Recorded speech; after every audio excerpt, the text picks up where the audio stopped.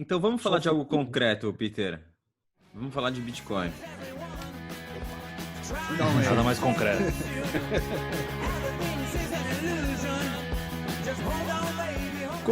Como que chegou o Bitcoin para você? Qual é a tua história? Olha, eu comecei, a primeira vez que eu vi o nome foi bem no início, foi coisa 2011, 2010, 2011. Eu vi essa história e falei, pô, legal a ideia, mas, pô, isso não vai funcionar nunca, pô. Né? Eu já trabalhava na época com teste de segurança de sistemas, né? Então a ideia era bacana, coisa e tal, e me explicaram aquela ideia toda. O Bitcoin, a ideia central dele já existia desde o início, desde 2009 lá. Então, assim, e é uma coisa bacana. Você pega aquilo ali, você pega a lógica daquilo, você vê que é legal. Quando foi em 2013, eu recebi uma propaganda, se não me engano, de uma dessas grandes corretoras aí do Brasil, né? Ah, nós estamos começando a operar. Eu falei, pô, não é que aquele negócio, aquela ideia funcionou mesmo? Aí na época estava valendo $200 o Bitcoin, uma coisa assim, não lembro o valor exato. Aí eu falei, pô, vou comprar alguma coisa. Eu comprei uns R$ 100 de Bitcoin para ver como é que era, para experimentar, instalei a carteira, o Bitcoin QT, assim, mas só para ver como é que funcionava a coisa mesmo e fiquei impressionado, porque um Bitcoin na época já era muito mais do que $1. Eu falei, pô, a ideia que a gente tem é que quando eu ouvi falar do Bitcoin lá atrás, ainda valia centavos ainda, né? Uma coisa que estava iniciando. E realmente chamou atenção, chamou atenção. Passei a acompanhar a coisa desde então. Lógico, eu me lamento de não ter comprado uns 10 Bitcoins naquela época, eu devia ter feito isso. Mas, na minha visão daquela época, eu não estou só experimentando isso daqui, de pegar um trocadinho aqui, comprar alguma coisinha, só para experimentar, mas, enfim, devia ter feito melhor. Mas, de qualquer forma, eu O tal dos comecei três a... pontos de contato. São três interações que você precisa até entrar. Pois é, Enfim, é pois uma é. teoria louca. Foi o meu caso, foi o meu caso. Sendo que a primeira também foi nos centavos, se eu soubesse. A gente fica... Ai, meu Deus do céu, por que eu não Eu comprei achava que não peguei meu era, salário inteiro, botei nesse troço naquela época? eu achava que Enfim, era tipo Ainda dá para Farmville, fazer uma coisa isso. assim. Eu achava que eram as moedinhas do Farmville, quando pois é. ele, bem no Não, início, mesmo porque no início. a gente não percebe, mas assim, mas tem um grau de importância disso que é cultural mesmo, né? Ou seja, não é só a questão tecnológica, mas hoje você já vê que a sociedade entende a coisa, ainda é muito pouco, ainda é apenas o pessoal mais voltado para a tecnologia, o pessoal que é mais libertário e coisa e tal, ainda é uma pequena fração da sociedade, mas assim, hoje em dia você já vê isso como uma realidade. É diferente de 2011, 2010, que na verdade era uma ideia que aquilo ali tinha. Assim, ninguém sabia se aquilo ia para frente mesmo. Amanhã podia o nego desligar os nodes todos e acabar, e acabou, e não teve mais nada, e pronto. Então, realmente, eu acho que é uma coisa impressionante a evolução do Bitcoin. E aí, então, mas foi isso. Eu voltei a usar sério mesmo em 2017. Aí já numa visão que eu já estava inserido no meio libertário, coisa e tal. Comprei alguma coisa antes da alta, mas muito pouco também. Essas coisas, oportunidades a gente só percebe depois, né? Mas desde então, justamente é o que eu falo. Hoje em dia, eu compro Bitcoin mais por uma questão ideológica. Eu não me importo se vai subir, se vai cair. Também. A minha situação é que a minha reserva tá garantida. O governo pode vir, o Paulo Guedes pode chuveirar dinheirinho, ou sei lá o que eles vão fazer de maluquice aí, mas a minha reserva, exatamente, gerar impressora lá, a minha reserva tá garantida. Ela não é uma grande reserva também, mas o pouco que eu tenho lá. Que bom. E aí, eu não sei se até se o Dov quer explicar um pouco, ou se você mesmo quer explicar, tem um sistema muito interessante de incentivos que você criou no teu canal do Ancapsu, para as pessoas criarem conteúdo, inclusive o Dov ali é um narrador ilustre ali de alguns vídeos. Sim, sim. Você quer contar um pouco disso, ou o Dov quer contar um pouco? Como é que funciona? Da onde veio essa ideia de criar esse sisteminha, né, de incentivos aí para as pessoas criarem conteúdo? Então, na verdade, o que eu reparei é o seguinte: o canal começou a crescer e eu precisava de ajuda. E isso acontece com a maior parte dos canais, você começa a precisar de gente para fazer as coisas, você não consegue mais dar conta de você produzir todos os vídeos e coisa e tal. E a maior parte dos canais, eles seguem um caminho de contratar gente, né? Você vê lá o Rafael Lima, lá do Ideias Radicais, ele tem uma equipe dele lá que ajuda a preparar os artigos e coisa e tal. Tem um canal americano que eu gosto muito, que é o do Tim Pool, de notícias, né? Notícias diversas, que também tem uma equipe lá que ele montou para fazer o jornal dele, coisa e tal. Mas aí, quando eu fui fazer essa coisa, eu pensei mesmo em contratar uma equipe, fazer um negócio tradicional. Mas eu pensei, poxa, mas o que a gente está falando é justamente de descentralizar a coisa, de fazer a coisa num novo mecanismo, sem essa ordem hierárquica, coisa e tal. Pô, vamos experimentar fazer isso de uma forma descentralizada também, né? E daí veio a ideia de fazer o site que justamente você é aberto o site, qualquer um pode participar. A gente tem alguns controles para as matérias não saírem as matérias mais malucas do mundo, mas basicamente você vai lá, você pode sugerir uma matéria, alguém pode escrever uma matéria. Para cada pessoa dessas aí, eu tenho que recompensar essas pessoas. Eu sei que é pouca coisa, é satoshis que eu pago lá. Mas eu sei que tem gente que está até se virando aí nessa crise com Covid aí, falando comigo, pô, cara, se não fosse esses satoshis seus caindo aí, eu tava mais ferrado ainda. Eu tô vendo aqui, Peter, tá bom, tá, não tá ruim. Eu achava que ia ser mais de Satoshinho, o Dovinho tá enchendo o papo. E, ou seja, eu acabo incentivando também as pessoas dessa forma a terem a carteira Bitcoin, a terem um negócio, a aprenderem a usar o Bitcoin. Porque é verdade que muito que acontece também é a própria inércia, né? A pessoa sabe que é o Bitcoin, sabe que é legal, mas, poxa, ela tem um monte de preocupações no dia a dia né, no final acaba não entrando na ideia. E como desde o início eu falei, teve muita gente que falou no início, não, mas me pague em real mesmo, tá aqui a minha conta, manda em real. Eu falei, não, eu não pago em real. Aqui a gente é um canal libertário, é Bitcoin, então você vai ficar... Entende aí, meu. Se vira aí, abre a sua carteira, não é difícil. E aí as pessoas vão atrás disso, porque assim, se a pessoa tem um incentivo para fazer, ela acaba correndo atrás, né? E não é difícil. Se você corre atrás, se você vai lá, você instala, você baixa o Bitcoin QT, você baixa uma carteira qualquer. Enfim, não é difícil, né? O que faltava era o incentivo. Então, eu acho que foi uma coisa bem legal também. A gente tem hoje quase 400 pessoas, tem mais de 8.000 pessoas cadastradas no site, mas 400 que contribuem aí de vez em quando com alguma coisa. É impressionante, realmente, é impressionante. Todo mês sai aí uns 60... A quantidade de material e a qualidade do material é um absurdo. Todo dia você tem pelo menos 3 coisas interessantes para assistir, pelo menos. Isso é uma coisa que eu acho que deu muito certo. Você não vê isso em redação de jornal da mídia tradicional, assim, coisa boa. Pois é, a minha proposta, eu não vou ser, já que a gente está atirando, vamos atirar para a lua, né? Então, assim, eu quero substituir a mídia mesmo, eu quero fazer um negócio que amanhã possa substituir um jornal de verdade, um jornal até saindo do libertarianismo para fazer notícia normal. E realmente está funcionando muito bem, tá? O grande desafio que a gente tem, se eu vou conseguir ou não vou, eu não sei, mas que eu vou tentar, eu vou, né? Senão não tem graça, pode ter que tentar, pô. E a gente está conseguindo manter entre 3 e 4 matérias por dia, com uma qualidade legal. De vez em quando sai uma coisa ou outra com defeitozinho, com probleminha, isso aí não tem como evitar. Mas do Kim Jong-un do Kim Jong-un. É curioso, né? Foi um negócio que está controverso, né? Porque tem gente que acha que o cara morreu, tem gente que acha que o cara está vivo. Mas em termos de retorno, de visualizações, cara, eu quero que esse cara morra toda semana. Deu view pra caramba esse troço. Esse cara podia morrer toda semana, que ia estar ótimo para mim.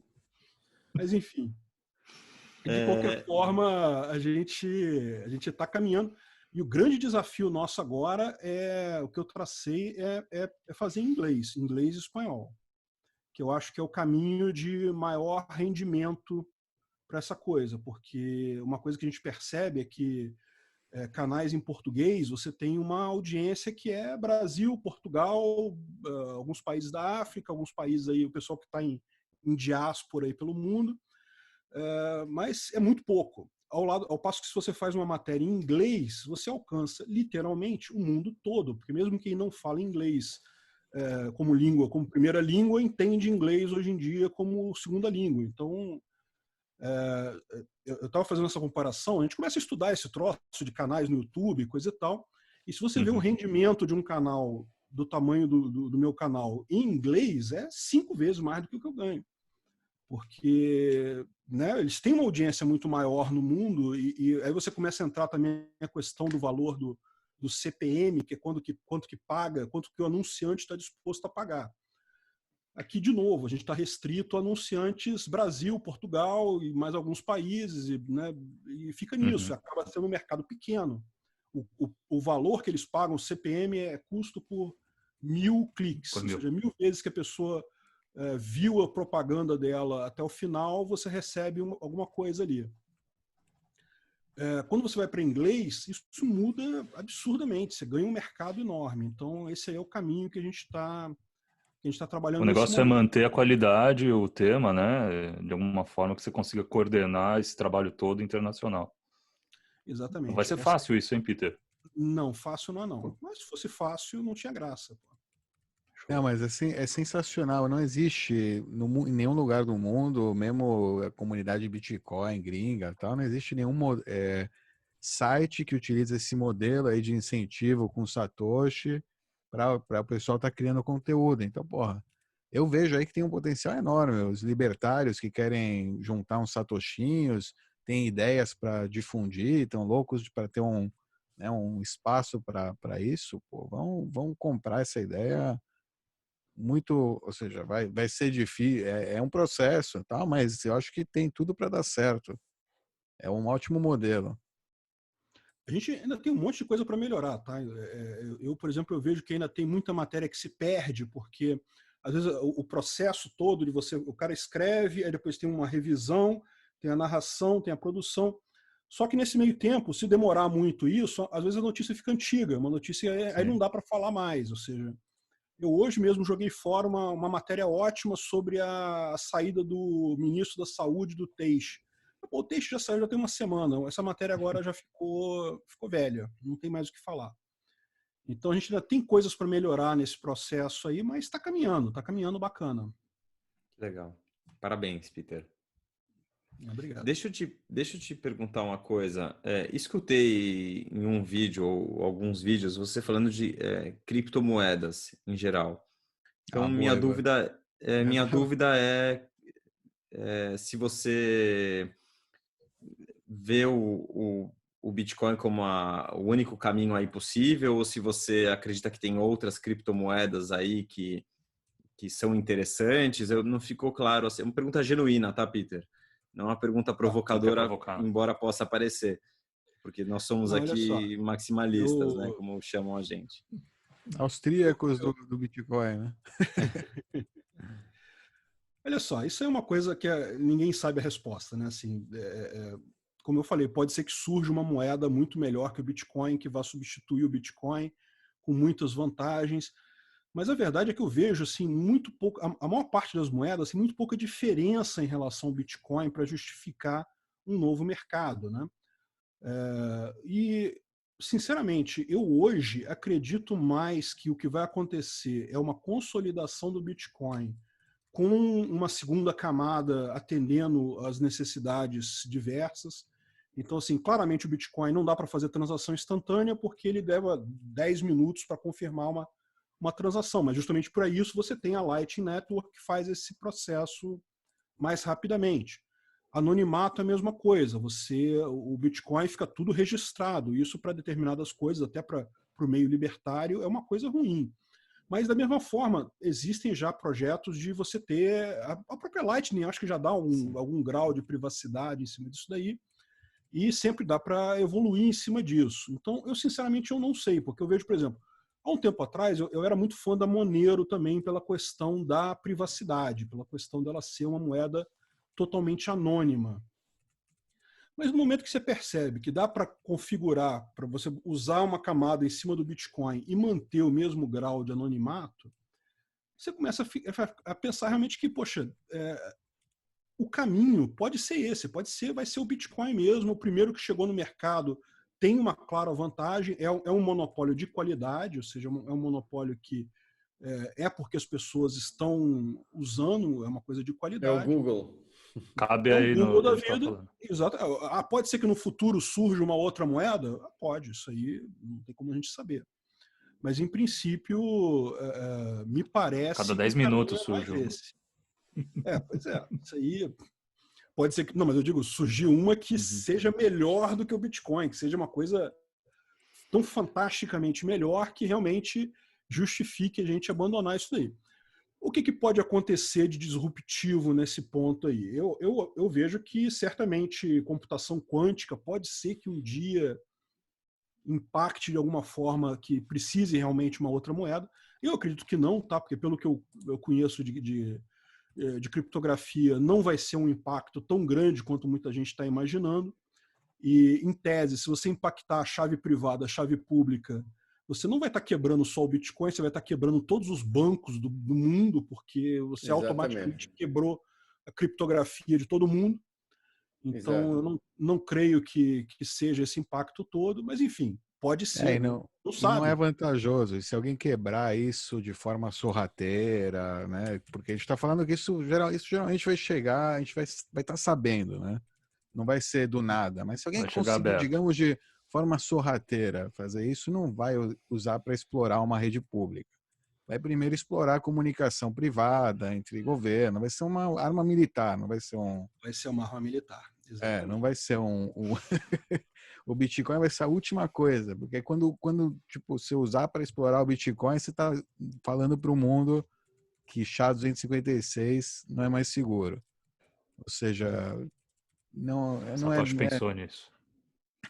por isso que eu também acho, nesse sentido, usa um algoritmo aí bem espalhado, bem usado, que todo mundo depende dele. Você acha que o Satoshi não ia pensar nisso, Dov? O cara pensa em tudo, ele não ia pensar nisso, né? Porra. Mas... O cara tinha mil algoritmos para escolher, não ia escolher esse. Deixa eu considerar que essa questão que o Peter falou de surgir uma nova moeda que substitua o Bitcoin, eu vou considerar isso uma pergunta, tá? Uma pergunta que fica no ar, Peter. E aí, Alan, vou pedir para você falar por que você acha, ou por que a gente acha que... porque você já falou isso algumas vezes, acho que está na ponta da língua. Por que não dá para surgir uma nova moeda que substitua o Bitcoin? É possível. Vai se chamar Bitcoin e vai ter os mesmos participantes. Provavelmente é isso, porque as pessoas usam Bitcoin porque elas são uma rede de pessoas que gostam da ideia. E não porque a tecnologia do Bitcoin é XYZ. A tecnologia do Bitcoin vira o que é porque as pessoas gostam dele, investem tempo e desenvolvimento nele. É isso. E só complementando, havendo uma novidade de tal forma importante que todo mundo queira, ela vai ser incorporada ao Bitcoin. É o mais normal, né? Perfeito. Não faz sentido criar outro consenso do zero. O consenso está lá. O valor do Bitcoin é o consenso. O custo de transição. Imagina você ter que vender Bitcoin para comprar outra moeda, enfim. Não só isso. Você perde todo... Quem vai comprar o seu Bitcoin? Perde o lastro de confiança que foi criado, né? Proposta de valor digital, se você pode trocar o valor a cada semana ou pode trocar a cada 10 anos. Acabou a escassez. Como é que eu vou agora garantir que aquela reserva que eu estou fazendo realmente é uma reserva de valor que não vai ser novamente como é que fala? Trocada aí pela nova moeda da vez, né? Que vai ter uma nova tecnologia melhor, sei lá. Enfim, acho que vai mais por Bitcoin aí. É o Bitcoin, pronto, ponto final. Acho que a gente concorda aqui entre nós quatro aqui, Peter, que o Alan já falou isso algumas vezes, da questão da concepção imaculada do Bitcoin, né? O momento em que ele foi criado, a forma com que ele foi criado, e até essa questão que você falou, né, de que muita gente passou por ele, escutou falar e passou desapercebido, e a descentralização, e com isso a segurança da rede, a imutabilidade da rede, o consenso da rede, ele foi crescendo de maneira orgânica, até o ponto que a gente está hoje, que é isso, ele é seguro de tal forma que é impossível até um governo quebrar, né? Ele é imutável de tal forma que ninguém, nem se juntar todas as suas forças, aí dinheiro conseguiria mudar a história da rede. Então fica difícil, só voltando no tempo seria possível, porque se surgir uma outra, como o Dó falou, se surgir uma outra, se existisse essa possibilidade, a gente acaba com a ideia de escassez digital, né? Tirando a questão da censura.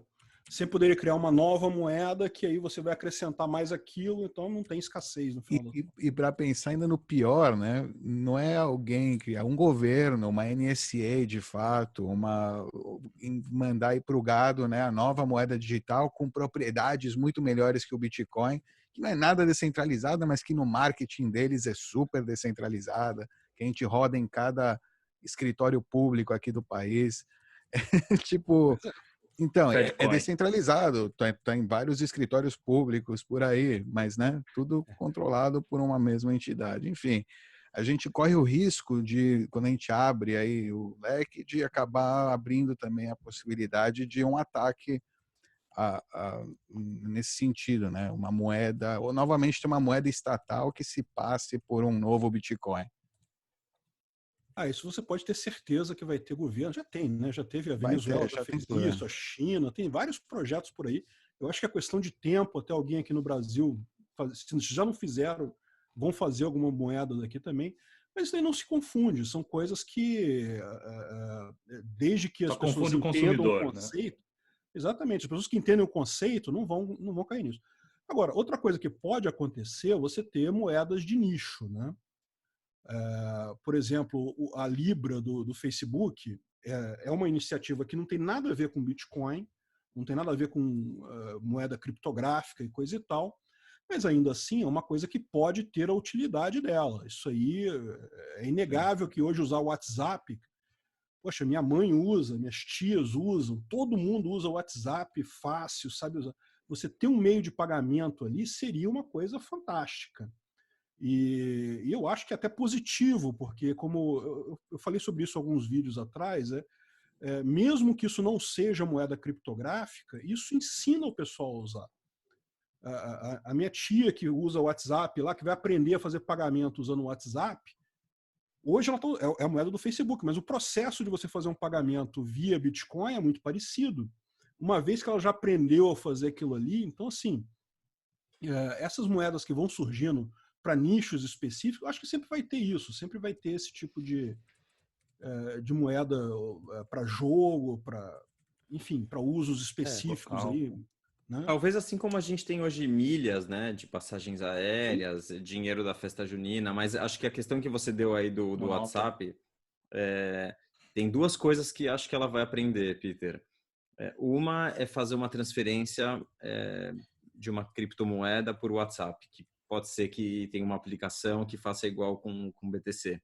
A segunda coisa que ela vai aprender é que o dinheirinho que ela tem desse WhatsApp está perdendo valor e está comprando menos farinha, açúcar, pão do que o outro BTC Bitcoin, que está ganhando valor. Então ela vai aprender duas lições em uma. Acho que isso vai acontecer também, né? Nenhuma tem isso, né? Nenhuma tem esse feature de number go up. Então, porque é escassez digital, né? Isso é único.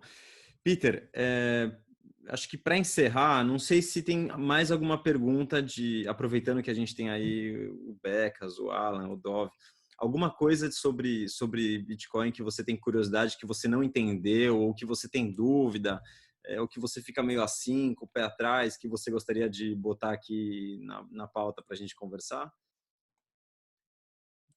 Sobre Bitcoin, eu tenho sempre muita curiosidade de saber dos projetos que estão vindo por aí, porque a verdade é que, como eu não acompanho esse mundo muito diretamente, eu sei que tem várias iniciativas em termos de desenvolvimento de segunda camada, até desenvolvimento do próprio Bitcoin, e isso é uma coisa que me interessa. Eu não sei qual a visão de vocês para isso, para onde vai essa evolução. Mas eu tinha uma pergunta que eu queria fazer para vocês também. O Becas falou comigo que é minarquista. E o resto de vocês? Vocês são anarcocapitalistas? São libertários? Como é que vocês se definem em termos políticos ou preferem não falar? Anarcocapitalista desde criancinha. Excelente. Desde antes de entender o que isso era.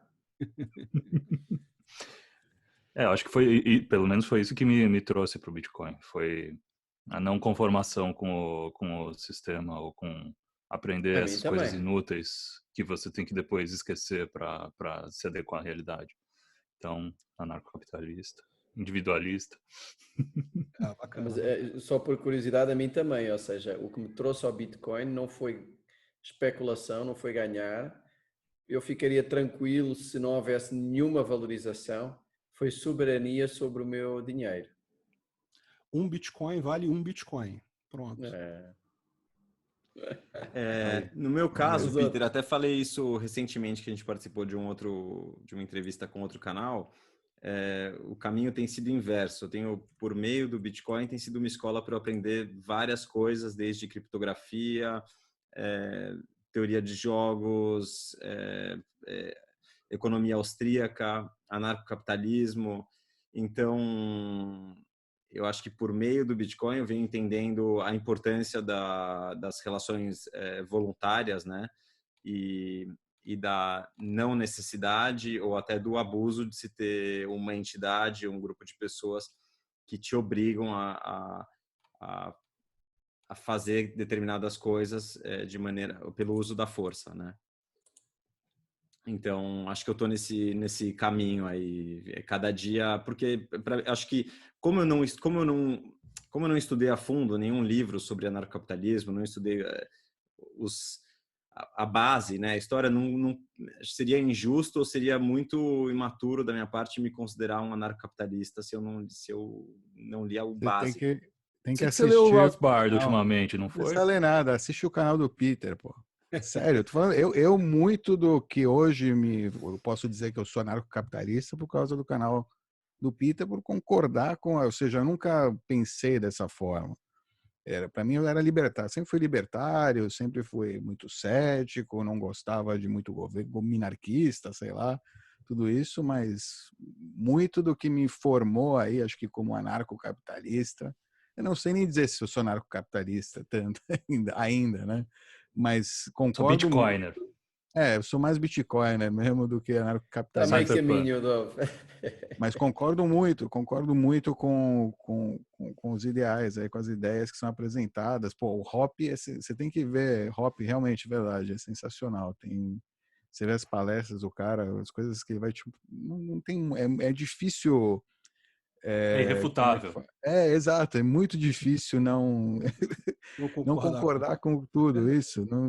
Então, isso acaba, eu não gosto de rótulos, eu tenho um problema com rótulos, mas sim, posso dizer que sim. Hoje Pois por é. hoje, Nada mais anarcocapitalista do que dizer isso. sim, É isso aí. tem esse lado. Por mais contraditório que seja. O caminho é mais importante que o rótulo. O importante é a gente estar indo em direção a mais liberdade, a menos governo.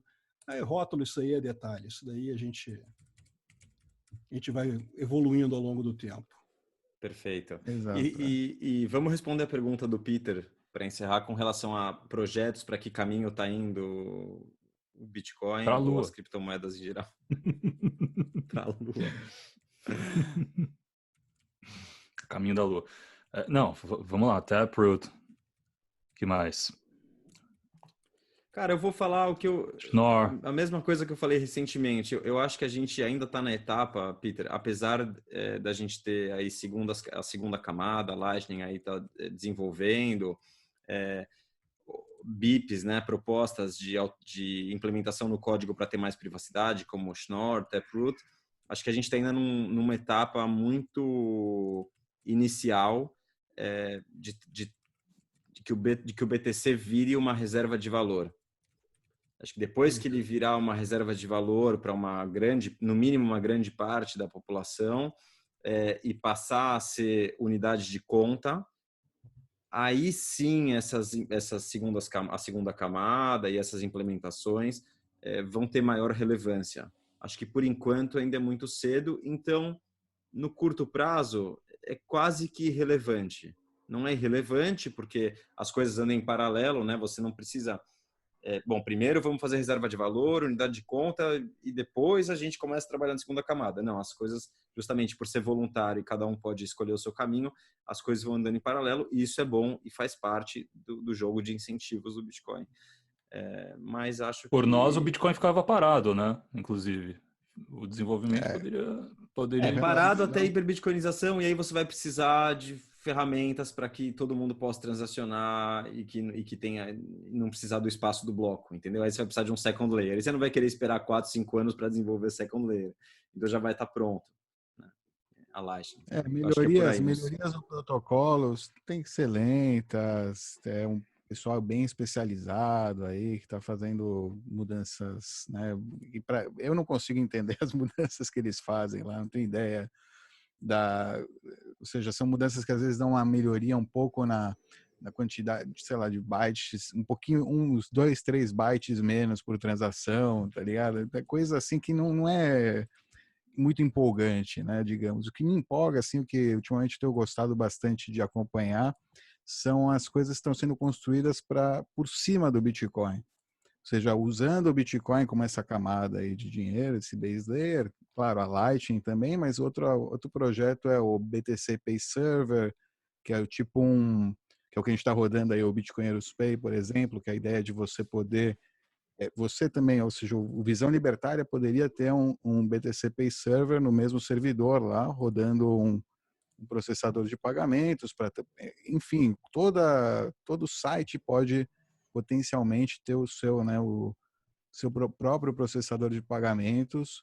ser o seu próprio processador de pagamentos. Isso para mim é um grande avanço, acho que é uma coisa, a gente não precisa mais desses BitPays, dessas empresas aí terceirizadas que coletam informações, né, que seguem regras estatais, né, digamos. A gente está na internet, cada site vai seguir a sua regra, vai decidir que dados coletar ou não do público do seu site.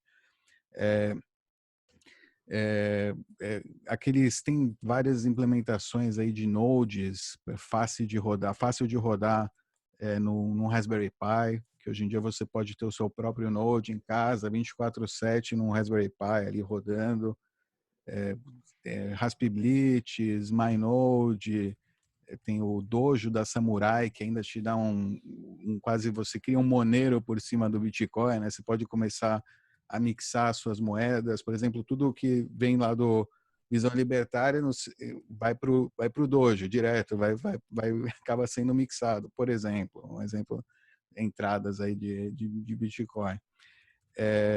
E aí a ideia, né, que isso acaba ficando anônimo, tal, desvinculado aí da minha identidade.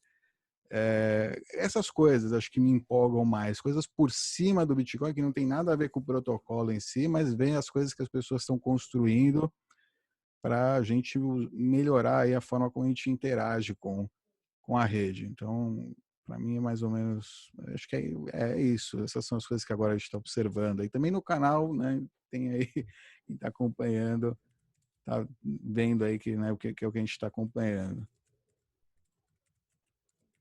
Como a gente teve agora o Pay to End Point, né, aquela melhoria o PayJoin, que isso também ajuda um pouco mais a O combater. PayJoin, só para explicar, não sei se você está familiarizado, Peter. Não conheço. PayJoin, em resumo, é o seguinte: toda transação de BTC, ela envolve um ou mais endereços, né? Faz a transação e que vai para um endereço, né, que é o destinatário, no caso, quando você, por exemplo, o canal Ancapsul paga o DOV e tem um troco que volta para você, certo?